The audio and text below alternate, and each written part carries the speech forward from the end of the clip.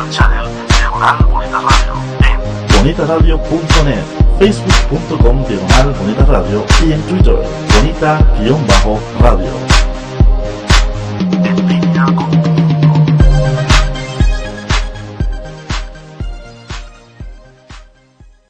Las expresiones vertidas en el siguiente programa no representan necesariamente la opinión de Bonita Radio. Las opiniones son exclusivas de sus autores.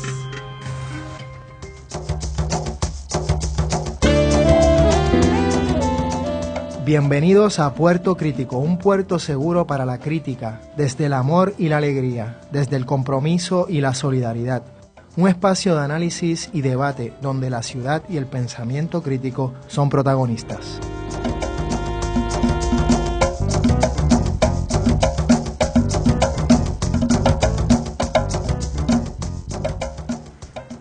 Bienvenidas y bienvenidos a Puerto Crítico. Estamos en Red Global aquí en Bonita Radio y en este programa en Red Translocal, ya que les habla Juan Carlos Rivera Ramos, alias Juanqui, desde San Juan de Puerto Rico, y Miguel Rodríguez Casellas desde Sydney, Australia. ¿Cómo estás, Miguel? Contento porque tengo un gran amigo ahí hoy, pero indignadísimo con la situación de la demolición de la prisión o antigua prisión del Oso Blanco. Así es. El día de hoy le vamos a dedicar este programa a un tema que nos parece crucial por varios aspectos. Lo hemos titulado Arquitectura, Memoria y Poder, el caso de la Concha a propósito del Oso Blanco. Muchas personas no ven a veces la importancia que tiene el paisaje, el territorio, la arquitectura en nuestro diario vivir y en nuestra historia, y piensan que demoler un edificio a veces puede ser cualquier cosa. Sin embargo, cuando se demuele un edificio, se demuelen historias, memorias, objetos arquitectónicos que también tienen dimensiones estéticas y, por supuesto, éticas. Y un poco vamos a hablar de eso. La lucha por Puerto Rico no es solamente una lucha de conciencia, sino también, y por la justicia, no es solamente una lucha de conciencia, sino también una lucha del territorio y una lucha por el paisaje. Nuestro invitado de hoy es un arquitecto que ha estado en diversas reflexiones y luchas en torno a la conservación y nuestro espacio físico. Fue un gestor principal en lo que se transformó en una lucha por conservar el edificio que conocemos hoy como La Concha, frente al mar, ahí en Condado, y que todavía existe, lo que está al lado de lo que hoy también conocemos como la ventana al mar. Nuestro invitado es uno de esos arquitectos con conciencia, y yo sé que uno debería decir, bueno, todos los arquitectos tienen alguna conciencia, pero a veces es importante reconocerlo. Y de alguna manera también, de varias maneras, pudo ser gestor de esa lucha que se dio por defender la Concha en un tiempo donde no había internet, o digamos el internet que había no era el mismo que existe hoy con las redes sociales como el Facebook, Twitter, entre otras cosas que tanto han ayudado a mover las voces. Con nosotros, sin más preámbulos, tenemos a Miguel Sendrey Ramos. Bienvenidos, Miguel. Muchas gracias. Tenemos a dos Migueles. Miguel, antes de comenzar con el tema de la Concha, y ya Miguel Rodríguez, allá en Sydney, comentó sobre precisamente la destrucción del Oso Blanco. Y obviamente es algo que Miguel, a partir de su escrito en 80 grados la semana pasada y también en diferentes intervenciones en Facebook, ha estado de alguna manera pues criticando fuertemente. ¿Cómo tú ves si algo hay la relación, digamos, o en qué tú crees que han habido de alguna forma unos parecidos con lo que ha pasado, con lo que está pasando ahora mismo en el Oso Blanco, con lo que sucedió en La Concha hace varios años atrás, bastantes años atrás ya? Sí, hace como 17 años fue... 16 o 17 años. ¿Cómo pasa el tiempo? Hay algunas cosas que son similares, hay algunas cosas que son un poco diferentes. Dentro del espectro político, pues había una similitud, y era que el partido en poder era el partido que controlaba la legislatura. Había una diferencia, el partido en poder había ganado por 130.000 votos. El partido en poder hoy día, pues creo que ganó por tal vez un 10% de esa diferencia. Así es que pues el apoyo que habían recibido había sido bastante más contundente que el que recibió la actual administración. Había otro parecido que tenía que ver con un poquito de adversidad, o por lo menos adversidad que se percibía de la mayoría de las personas a la administración actual. Y uno pues lo que sentía era que los seguidores importantes de la actual administración pues eran del corazón del rollo, y que la población en general pues no estaba sincronizada con lo que estaba sucediendo. En el contexto del Hotel La Concha, pues, y dentro del ámbito político había un factor que fue bien importante y tenía que ver con los arquitectos de la estructura. O sea, los arquitectos de la estructura fueron el arquitecto Osvaldo Toro y Miguel Ferrer, y ellos fueron los arquitectos del Estado Libre Asociado, ellos fueron los arquitectos de la operación Manos a la Obra de Oro Moscoso, ellos fueron los arquitectos de Luis Muñoz Marín. El arquitecto de El Oso Blanco pues es Francisco Roldán. No es una persona tan conocida, era un arquitecto dentro de una administración de un gobernador que antes había sido representante de Iowa, pero que pues tampoco sabemos necesariamente mucho quién es. Y pues sí, había sido arquitecto del Ateneo, pero no era Toro y Ferrer. Eso es dentro del aspecto político. Dentro del aspecto económico, pues sí, había unas diferencias importantes. ¿Sabes? La economía del 1998, que fue cuando empezó la campaña importante, pues era una economía que estaba booming. ¿Sabes? Estábamos en ese momento inflando la burbuja que explotó a mediados de década. Y obviamente la economía que estamos viviendo ahora es una economía de crisis. Eso pues hay que señalarlo. En términos de la participación gremial, en términos de los arquitectos per se, y no mencionando el colegio, sino los arquitectos, pues yo no necesariamente puedo enumerarlo, no puedo cuantificarlo. Yo sí recuerdo que cuando estábamos haciendo campaña por el Hotel La Concha, pues hubo arquitectos que no estaban a favor de la campaña. Hubo arquitectos que, ya sea por contratos que tenían o por puestos que tenían, pues no querían estar en contra. Hubo otros arquitectos pues que no creían que el edificio no tenía mérito. Pero por lo general era la excepción. En la actualidad con el Oso Blanco, pues no estoy tan al tanto. He visto lo que he visto en las redes, he visto mucho apoyo, pero no he escuchado a muchas otras personas que pudieran estar diciendo cosas y no las están diciendo. Y creo que pues su silencio pues nos deja saber qué es lo que están pensando. Dentro del proceso legal de cómo se lleva a cabo los proyectos, pues hay una diferencia que también es bastante importante. El proceso del desarrollo de La Concha, Condado Trío o Condado Dúo, fue un proceso de RFP, de Request for Proposal, y fue un proceso donde participaron 3 compañías importantes. Fue un proceso relativamente público y fue un proceso que la gente estaba al tanto. El proceso de La Concha es un proceso que está ocurriendo dentro de un fideicomiso que fue nombrado por el gobernador, y uno no necesariamente sabe qué es lo que está pasando allá adentro. El del Oso Blanco. Correcto. Ah, disculpe. Perdón, No, me corrijo. La decisión de tumbar el Oso Blanco la está tomando un fideicomiso y no está pasando por un escrutinio público.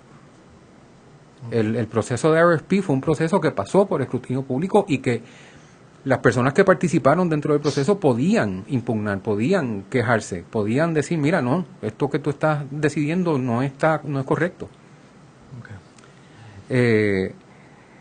Eso en términos de los contextos legales, económicos, políticos. ¿Sabes? En términos de la estructura, pues hay unos que son los más obvios. ¿Sabes? Uno es el estilo, uno es arquitectura moderna minimalista, el otro es arquitectura art deco morisca.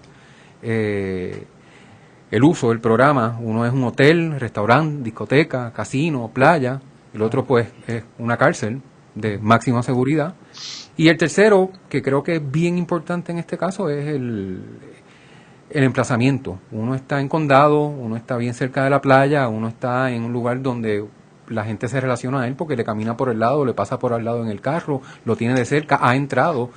En el Oso Blanco, pues no, en el Oso Blanco uno lo veía del Expreso, estando desde un punto de vista bastante inferior, con una gran pared. O sea, eso era como una distancia bien grande. Uno no, eso era, no me toques, no te puedes acercar. Y pues el otro lado era la avenida Víctor Laviosa, que uno pasaba por ella y ni siquiera sabía que estaba pasando por al lado del Oso Blanco. Así que yo creo que contextualmente esos son... Tremendo. Miguel. Sí, quisiera saber, Miguel, en el caso particular de La Concha, sobre todo para beneficio de posibles audiencias, ¿qué fue, digamos, lo que detonó que se diera un movimiento, digamos ya con ribetes de activismo, que involucró tanto al Colegio de Arquitectos en ese momento, que asumió un rol muy activo, e involucró también a una comunidad de condado, y eventualmente pues hasta el municipio de San Juan, pues, por oportunismo político o por convicción con el tema? Eso pues se puede especular, pero particularmente me interesa desde el envolvimiento del Colegio de Arquitectos y la comunidad, o sea, qué fue lo que detonó, y sobre todo me interesaría saber los aspectos procesales y estratégicos que se dieron en ese momento, o sea, el nitty-gritty de los protocolos cuando hay un grupo que quiere resistir una demolición que viene del Estado, con los intereses que hay detrás de eso, o sea, los protocolos que se siguieron para pues, exitosamente desbancar esa intención y demás. Pero ¿qué detonó inicialmente ese movimiento? Es mi pregunta, y después pues la pregunta procesal. Con esa pregunta regresamos en unos minutos a Puerto Crítico. Cultureate. La cultura del mundo tiene su espacio en la red. Escucha las múltiples voces de la diversidad. Entérate de lo que no sabías y cuéntanos lo que no sabemos. Una revista cool y cultural. Cultureate, todos los jueves a las 5 de la tarde por Bonita Radio. En línea con tu mundo. Soy el licenciado José Ariel Nazario y les invito todos los miércoles a las 10 de la mañana a escuchar el análisis legislativo único, política, sociedad, economía y temas de actualidad de nuestra realidad puertorriqueña. Recuerde, la previa, todos los miércoles a las 10 de la mañana por Bonita Radio, en línea con tu mundo. Y regresamos a Bonita Radio con Miguel Sendrey Ramos hablando de arquitectura, memoria y poder. El caso de La Concha a propósito del Oso Blanco. Miguel, hay una pregunta en el aire. Sí, contestando la pregunta de Miguel Rodríguez, y qué es lo que detona todo el movimiento y todo el activismo para proteger el Hotel La Concha. Como dije anteriormente, como esto fue un proceso público, se llevó a cabo un RFP y hubo un anuncio. Se anunció que el Development Management Group, DMG, se ganó el proyecto. Y como parte de la propuesta se iba a demoler el Hotel La Concha. Y eso ya fue el gatillo para que la gente pues estuviera pendiente y para que la gente reaccionara. La reacción particular dentro de la cual yo estuve envuelto fue una asamblea del Colegio de Arquitectos donde un colegiado, quien es director del Archivo de Arquitectura y Construcción de la Universidad de Puerto Rico, somete una resolución donde se solicita que el colegio haga todo lo que pueda para proteger el inmueble. Y la resolución se aprueba unánimemente. Allí habían 200, 300 arquitectos y todos dijeron que sí. Muchas veces esas resoluciones se engavetan y pues son cosas que se dicen en las asambleas, son cosas bonitas que se hablan y no pasa más nada.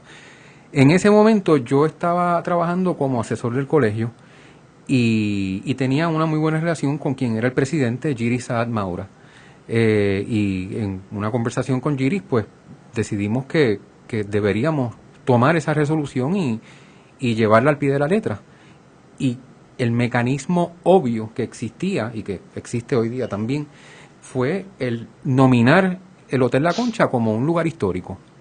Se sometió una nominación siguiendo el reglamento de la Junta de Planificación que rige cómo es que uno nomina lugares y sitios históricos. Se sometió.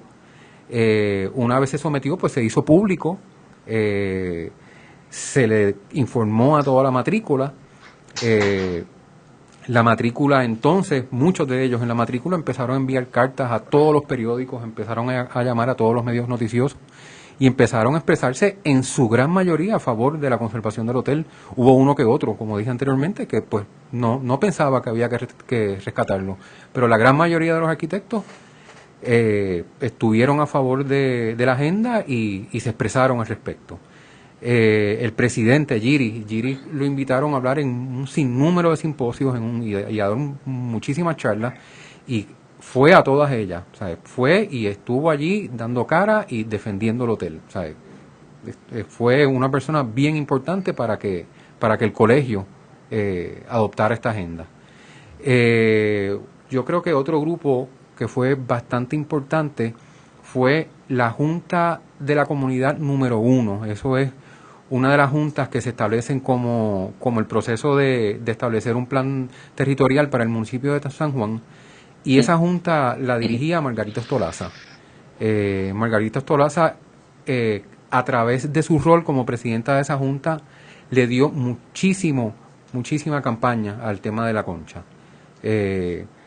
Y eso pues ya ahí ya se estaba empezando a regar la voz, ya las cartas, la nominación, la junta de la comunidad, ya uno iba por la calle y escuchaba a la gente hablando y era un tema del que se estaba hablando. Las escuelas de arquitectura también dieron su apoyo en aquel momento.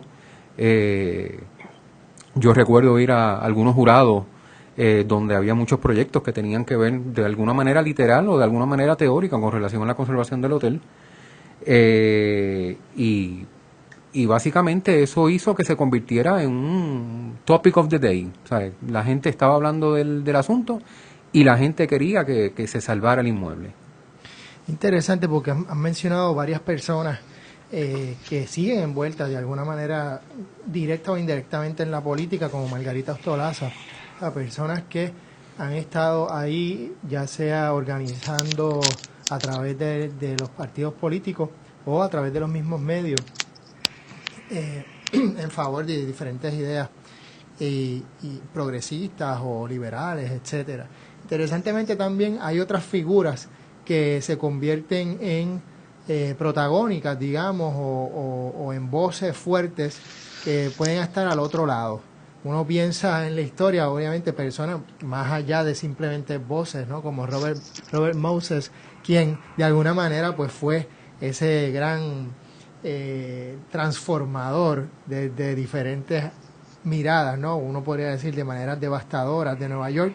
Pero aquí hubo, digamos, una figura que no la vamos a poner a nivel de Robert Moses porque tal vez no sabía nada o muy poco acerca de las transformaciones urbanas y demás, pero sí era bastante vociferante en su ataque a aquellos que estaban en contra o digamos a favor de la concha, y ese fue Rodríguez Gema en su momento.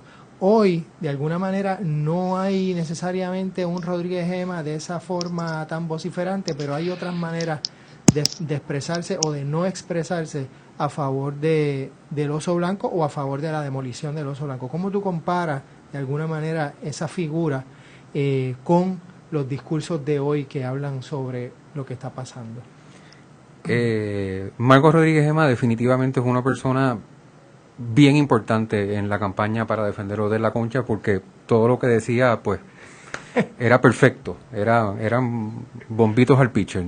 En esta administración en particular, yo a quien he leído o he escuchado mayormente ha sido al actual gobernador, no necesariamente he oído a muchísimas otras personas, y sus discursos eran bastante similares. Sus discursos eran el discurso de la estructura dilapidada, de la estructura poco vigente, de la estructura fea. Su discurso era un discurso de que esto no es económicamente viable, de que es mucho más fácil tumbarlo que restaurarlo. Y ambas posturas eran posturas que asumían sin necesariamente tener peritaje para hacerlas. Eran posturas pues que sonaban bonitas y que pensaban que iban a cautivar al pueblo. Miguel, Sí, yo recuerdo de ese periodo, quiero añadir a la información valiosísima que está compartiendo Miguel con nosotros, que Marcos Rodríguez Gema le encantaba enfatizar que el Hotel La Concha, como ejemplo del estilo internacional, en su versión tardía, ¿verdad?, cuando llega a Puerto Rico, que era un edificio genérico y que era un edificio que parecía un hospital, que parecía una escuela, que parecía cualquier cosa, que es uno de los temas de la arquitectura del estilo internacional, que sí, que hay unos principios ideológicos que luego se traducen en principios compositivos que hacen que estas arquitecturas se parezcan. Y había se colaban frases mediáticas, como que era un adefesio, como que cómo es posible que los arquitectos defendieran algo que es tan feo, tan obviamente feo a la vista. O sea, había unos entendidos desde y eso pues obviamente dio paso, como dice Miguel, a que su torpeza pues saliera a relucir. Ahora, yo sí quisiera comparar y contrastar el ruido de Marcos Rodríguez Gema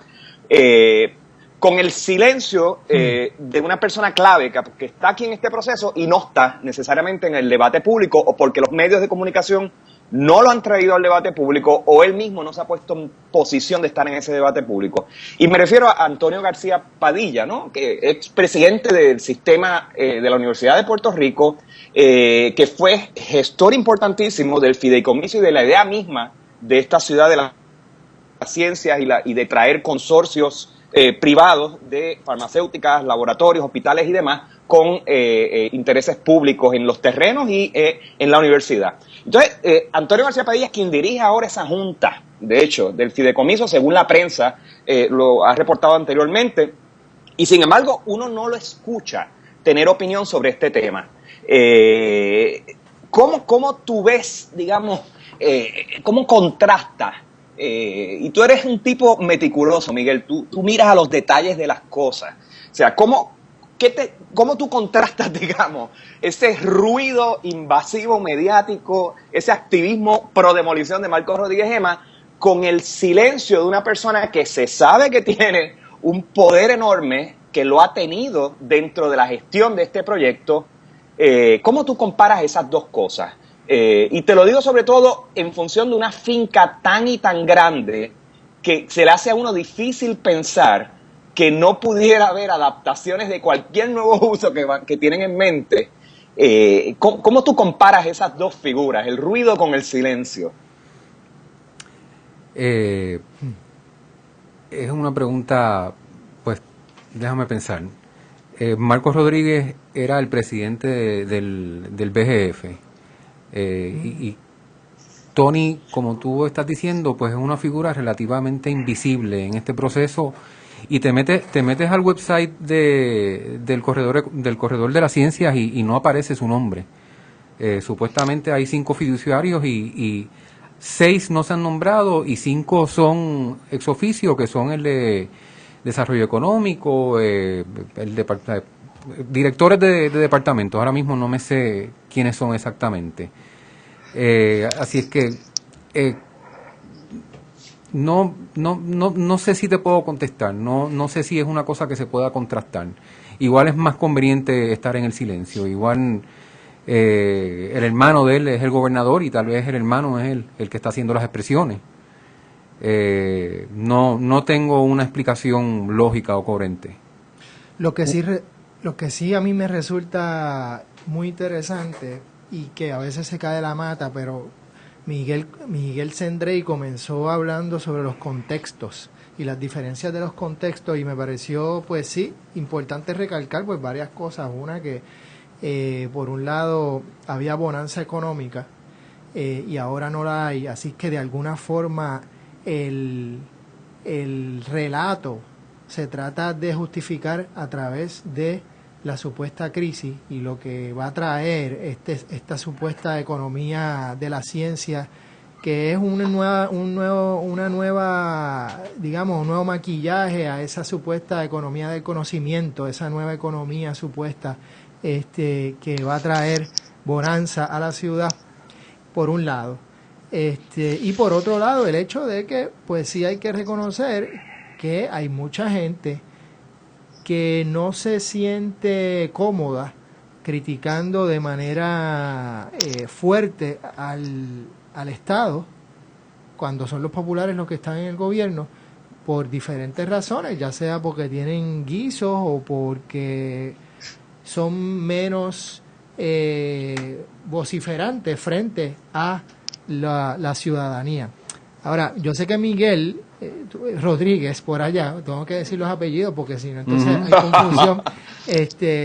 Tú estabas a punto de decir algo y yo creo que me metí. No sé si vas a reaccionar a lo que estaba diciendo Sendrey. ¿El Miguel Rodríguez o tú? Sí. Sí. Sí, estoy pensando en varias cosas. O sea, Sí. una de ellas es que cuando el proceso de la Concha, como bien dijo Miguel Sendrey, el RFP, o sea, las intenciones con esta finca eran muy públicas. Y de hecho era parte del mecanismo de defensa que se utilizaba. Aquí, aparte de un centro de investigación de cáncer que ya se está construyendo en una parte de la finca que colinda con el cementerio municipal, según tengo entendido, no se sabe qué es lo que está ocurriendo con este lugar.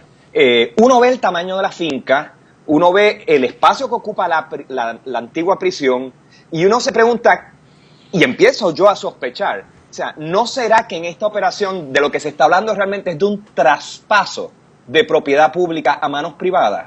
Y lo que se está montando es un caso simpático a la ciudadanía de ciencia y matemáticas y la investigación y los intereses de la UPR, que todo suena muy bien, pero que en realidad de lo que estamos hablando es de un traspaso físico que incluye como requisito de posibles candidatos que no sabemos si ya están, si están por llegar, el que se demuela el edificio y le den esa finca lo más limpia posible, porque eso facilita dentro de una visión muy conservadora y muy cerrada de lo que es redesarrollo, el que a ti te den un espacio limpio, pues es más fácil y demás, a que tú te tengas que meter con un edificio pues que tiene lo que algunos llaman limitaciones, yo le llamo posibilidades de readaptación, porque es que el contraste es enorme entre la información contra la cual se podía luchar en el caso de Marcos Rodríguez Gema y el silencio y todo lo que no se sabe, salvo que el gobernador le tenía miedo a esta estructura, que es un poco la línea populista que él ha usado para tratar de despertar un discurso opuesto, o sea, de la prisión como algo malo que hay que borrar. Eso es lo que me tenía que sacar del pecho, oyendo a Miguel. Mira, por esa misma línea es bastante sospechoso que si uno mira los dibujos originales del corredor tecnológico, el Oso Blanco se rescataba y el Oso Blanco era parte íntegro de todo este proyecto. Las Malvinas se demolían y ya están demolidas y etcétera, y se construía una serie de otras estructuras, pero se mantenía, y eso es un plan de, si no me equivoco, del 2006, 2007 tal vez. Es extraño pensar que cuando se hizo ese plan y se estaba pensando mantener el Oso Blanco, no se hicieron los estudios que se tenían que hacer para ver si se podía mantener esa estructura. O sea, cómo contrataron y desarrollaron todo un master plan donde reusaban y reciclaban una estructura y no tenían los datos que tenían que tener para saber si la iban a mantener. Y entonces ahora de repente, en el 2013, en octubre, se dice que hay que decidir si se mantiene o se mantiene. Y creo que eso va a la par con lo que tú estás mencionando. ¿Sabes? ¿Por qué de repente hubo que cambiar la estrategia? Porque en el 2007... Yo tengo una teoría, Miguel, y una es, sobre todo cuando se escucha el argumento del estudio que aparentemente, según la prensa, prepararon el ingeniero Fernando Fagundo, que fue director del Departamento de Transportación y Obras Públicas, y Aida Belén, arqueóloga, exdirectora de la Oficina de Chipo de Conservación Arquitectónica a nivel estatal en Puerto Rico. Ese estudio habla de una inestabilidad en la estructura y resalta la peligrosidad. Entonces, ahí te pregunto, Miguel, o sea, una estructura de los 1920, 30, de hormigón, ¿te parece razonable un argumento de estabilidad como un problema que no puede ser atendido? O sea, ¿cuántas estructuras de ese periodo que pudieran enfrentar problemas de estabilidad, y lo pongo en duda, no son intervenidas? O sea, no existen medidas y no estamos hablando de grandes inversiones ni de operaciones complicadísimas. O O sea, ¿a qué te suena a ti ese tema de la inestabilidad que se está usando como pretexto? Porque aquí hay dos argumentos, el del miedo, la memoria que el gobernador invoca, la prisión y demás, que algunos expresos de esa prisión dicen al contrario, esa memoria es importante que esté ahí. Y el otro argumento es la inestabilidad estructural. ¿Cómo tú ves esas dos cosas? Con esa pregunta regresamos en unos minutos a Puerto Crítico. De Letras, todos los jueves. A las 6 de la tarde usted, Tiene una cita con el mundo de la literatura. por aquí, por Bonita Radio, Con Dinora Marzán. y Emilio del Carril.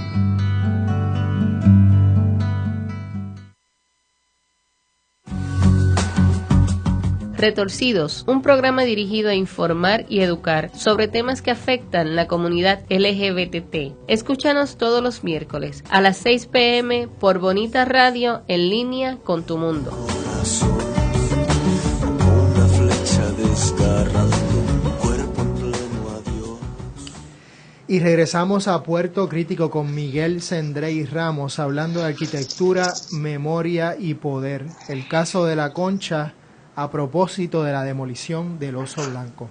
Miguel, hay una pregunta en el aire de parte de Miguel Rodríguez Casellas. Tal vez quisieras abundar un poquito y de ahí partimos. Es interesante lo que estás planteando. En el Hotel La Concha se intentó una estrategia bastante similar. Cada vez que uno veía un artículo del periódico encargado por el gobierno, pues enseñaban fotos de alguna área de la estructura que se veía particularmente dilapidada, se veía, tal vez había mucho reguero, tal vez había mucho escombro tirado en el piso. Y cuando ves las fotos que se están publicando del interior del Oso Blanco, es algo similar. Y yo creo, y creo que lo comenté anteriormente, que aquí la prensa no necesariamente está haciendo su trabajo. Yo creo que cuando los dejan entrar al edificio, les dicen qué es lo que ellos piensan, les dicen que hay unos estudios donde la estructura se ve comprometida y unos estudios arqueológicos y lo que sea, y entonces los reporteros están yendo a sacar fotos y sacan fotos que parece que están siguiendo el guión de lo que el gobierno les está diciendo. Yo me metí al internet y he visto muchísimas de esas fotos y para contestar tu pregunta, 2 o 3 varillas explotadas o un plafón falso que se esté cayendo no es señal de que una estructura está en malas condiciones. O sea, esto es una estructura que tiene pues 22 años más que el Hotel La Concha. Siendo una estructura de hormigón, pues no debería representar un problema importante y no debería ser complicado repararla. Inclusive el Hotel La Concha estaba literalmente frente al mar. Esta estructura no, esta estructura está bastante retirada. Aquí puede haber un deterioro que tal vez es por falta de mantenimiento, pero también esta estructura lleva vacía por los últimos 12 años. Y si tú dejas una estructura vacía por 12 años, pues sí, se va a ver deteriorada, pero no significa que lo está. Una de las cosas que a mí me parece increíble es cómo esto se ha venido a justificar, entre otras cosas, por las memorias y las imágenes de terror que hay en este lugar. Y hay que estar muy pendiente porque nuevamente estamos aquí ante una destrucción de unas memorias muy importantes, y son las memorias de aquellos que pudiéramos llamar han sido los excluidos, los expulsados del sistema, de unas economías, de unas dinámicas sociales que obviamente han sido presos. Es interesante cuando uno lee el discurso del gobernador, en este último discurso, yo no sé si se dieron cuenta, pero además de no solamente eliminar la Procuraduría de la Mujer y de hacer unos comentarios machistas y de usar una niña como plataforma y de manipuleo para promover su mensaje, anunció que se iban a construir varias cárceles de mujeres. Y de repente estamos hablando de un momento en que la cárcel se ha convertido en las últimas 4 décadas en un espacio donde se han acumulado cantidades de personas excluidas por el sistema, y que de alguna manera ese oso blanco representa todas unas memorias. Entonces, el nosotros destruir esto, más allá o más acá de lo que es todo un edificio arquitectónico con su estilo art deco, que además me interesaría un poco que hablemos de eso también. ¿Cómo estamos de manera concreta, digamos, expulsando las experiencias de miles y miles de personas, y de eso no se habla? ¿En dónde se van a construir estas nuevas cárceles? También llama la atención. Me imagino que en lugares donde no se vean, donde no están a la vista. Si bien es cierto que antes uno pasaba por ese expreso y veía de lejos esas imágenes, ese edificio gigantesco, y había una separación, también había de alguna manera algún tipo de contacto humano con esas otras subpoblaciones que se representaban como aparte de la sociedad. Entonces, ver el oso blanco de alguna manera invita, aunque sea remodelado, aunque sea con otros programas, es decir, con otros usos, invita a la reflexión. Cuando no está ahí, de alguna manera esa memoria rota sigue profundizándose. Esa, digamos, también son parte de las cosas que a mí me conmueven en este tipo de acciones. No sé qué les parece este tipo de visión. Sí, no, o sea, Miguel, ¿cómo tú lo ves? Mira, yo creo que la visión de la historia y de la cultura de esta administración es una visión obscenamente nostálgica. Y es una visión que no reconoce el presente ni lo contemporáneo, y que supuestamente nos está obligando a mirar un pasado que en realidad no fue como nos lo están pintando. Y esa visión es la que no te permite darle el valor que le tienes que dar a esta estructura y al uso que tuvo anteriormente, y te ciega de poder mirarlo con un uso contemporáneo. O sea, esto fue una cárcel y vamos a borrar las cárceles. Y vamos a borrar todo lo que no nos gusta del pasado, y vamos a pensar en una carreta y en una casita y una hamaca. Y lo loco es que Miguel Sendrey y Miguel Rodríguez, ambos Migueles, hay otros tipos de cosas, y no estoy hablando tanto del gobierno como de parte de otros grupos que se han mantenido y remodelado, sin embargo borrando todas las historias que son terribles. Por ejemplo, yo no tengo problemas con que se mantengan y se remodelen haciendas de café. Pueden ser muy bonitas y se pueden utilizar para muchas cosas, pero a veces me molesta mucho que ese pasado de opresión, de explotación, de esclavitud, de jornaleros, se borre en esas nuevas remodelaciones. Es decir, que de alguna manera ni siquiera se reconozca, mira, aquí también se daban latigazos por no hacer tu trabajo, aquí también se trataba a las personas como mercancía, etcétera. Entonces, de alguna manera, esa mirada al pasado, como bien indica, sí es de una carreta y demás, pero es esta carreta que de alguna manera estaba siempre engrasada, ¿no? Los ejes no sonaban porque eran las carretas del hacendado. Sí, ¿no? Y tiene que ver también con cómo es que se construye la memoria, Juanqui. Y en ese sentido, desde los días de la Concha al presente, ha habido quizás una evolución importante en los temas, digamos, la discusión teórica, filosófica y política, porque es político, sobre la construcción de la memoria. Está la memoria que el Estado quiere construir y monopolizar, y a veces hasta mueven una maquinaria de historiadores para que les hagan ese trabajo sucio de borrar y de plantar en el recuerdo unas cosas versus otras. Y están las memorias participativas, las que se alimentan, ¿verdad?, de los microrrelatos humanos.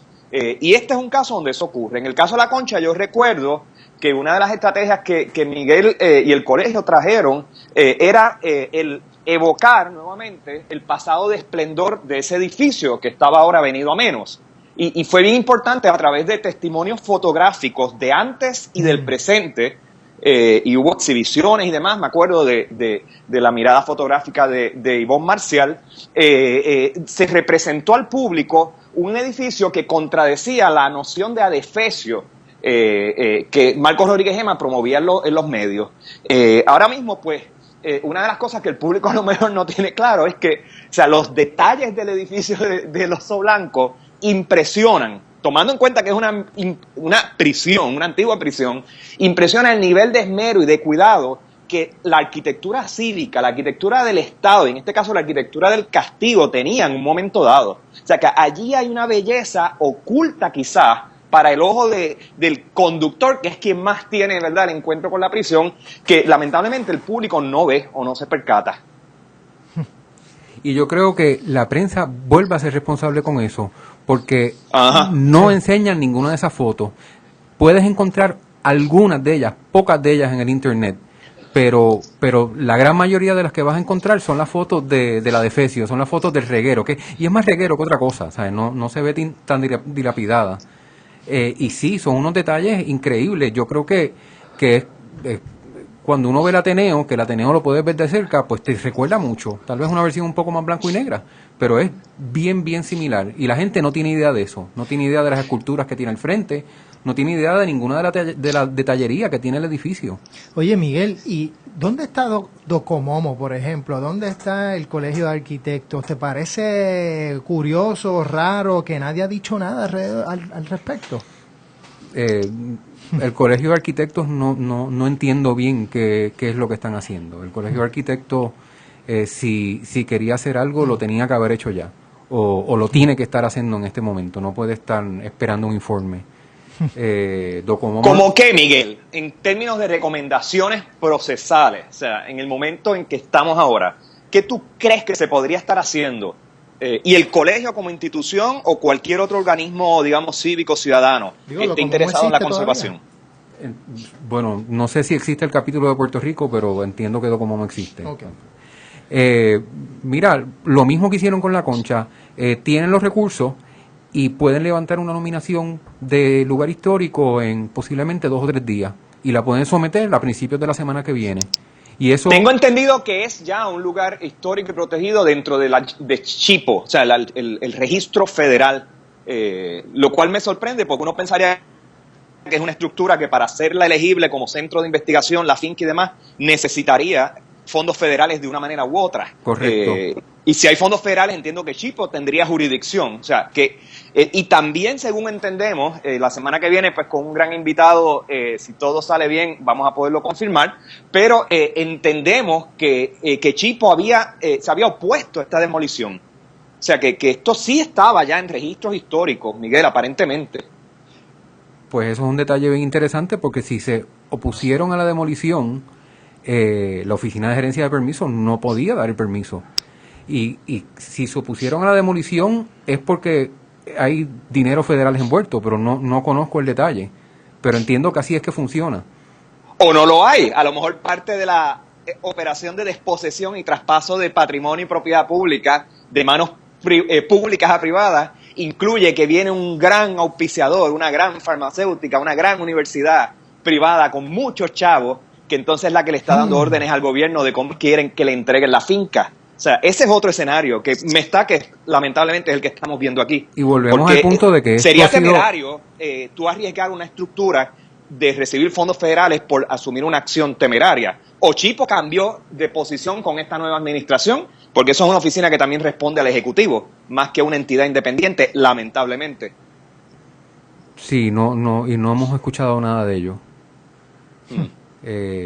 Una nominación de sitio histórico por procedimiento detiene cualquier otro proceso que esté ocurriendo con la estructura.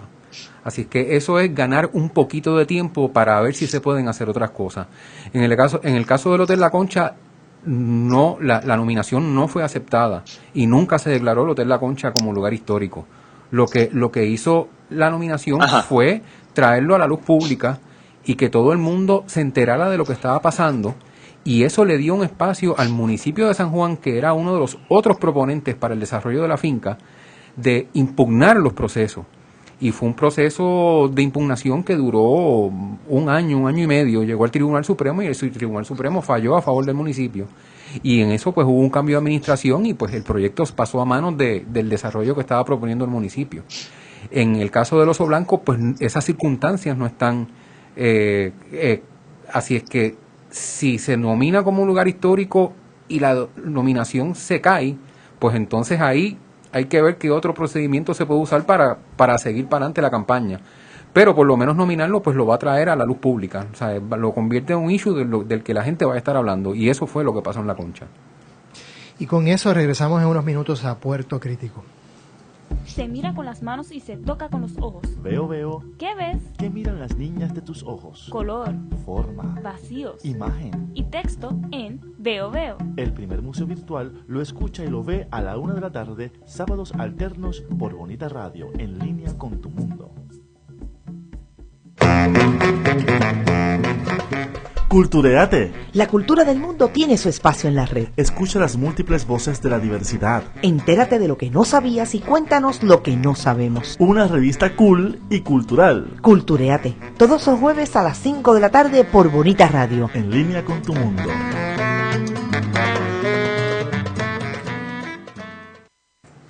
Y regresamos a Puerto Crítico hablando sobre arquitectura, memoria y poder. El caso de La Concha, a propósito de la demolición o de las demoliciones del Oso Blanco y nuestras memorias.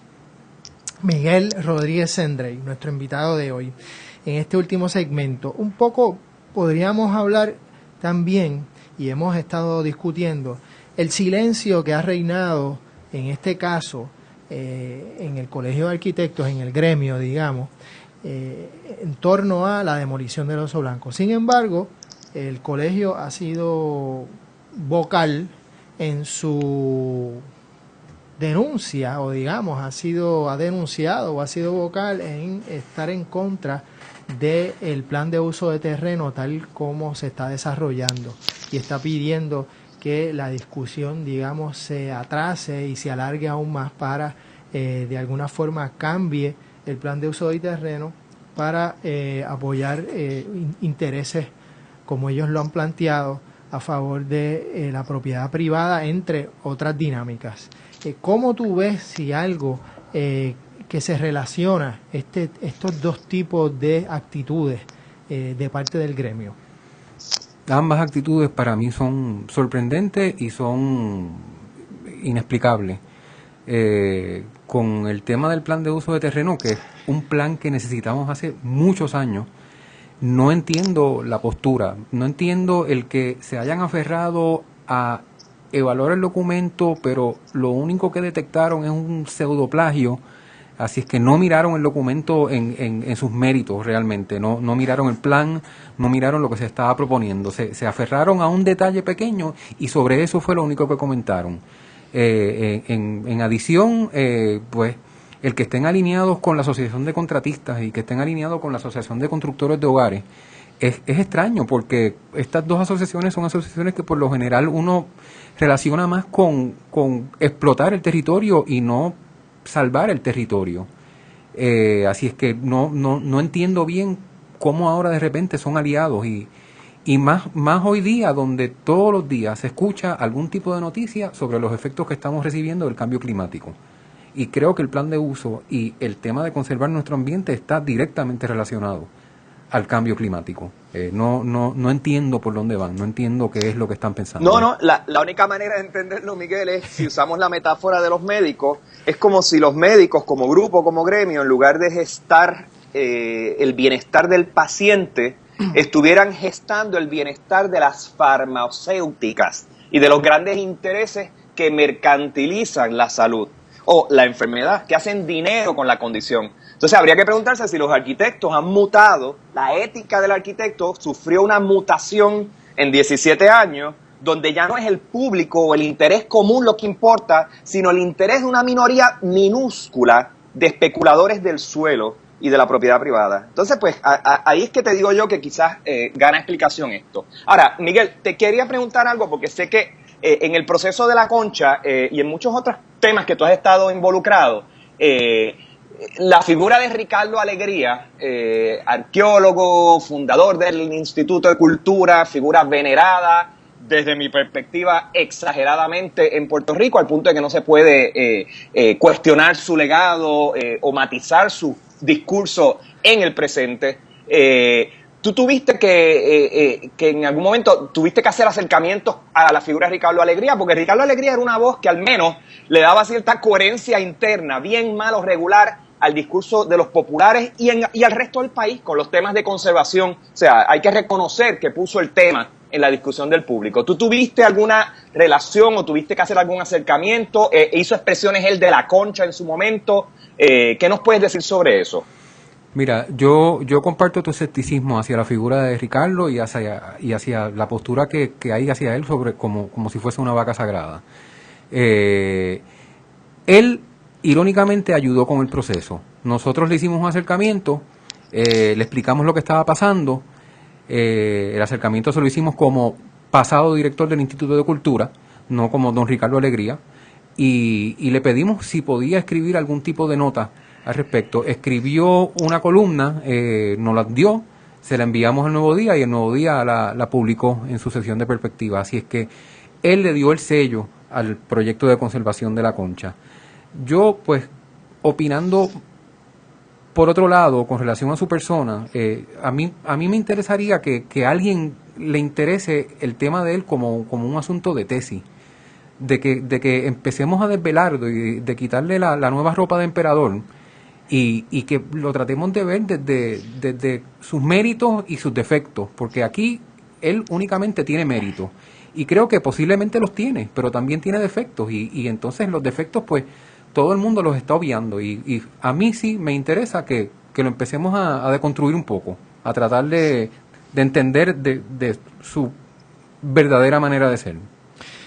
Y bueno, en tiempos de neoliberalismo y de expulsión y de destrucción y de exclusión, la conservación, irónicamente, no es la opción conservadora, sino la opción progresista.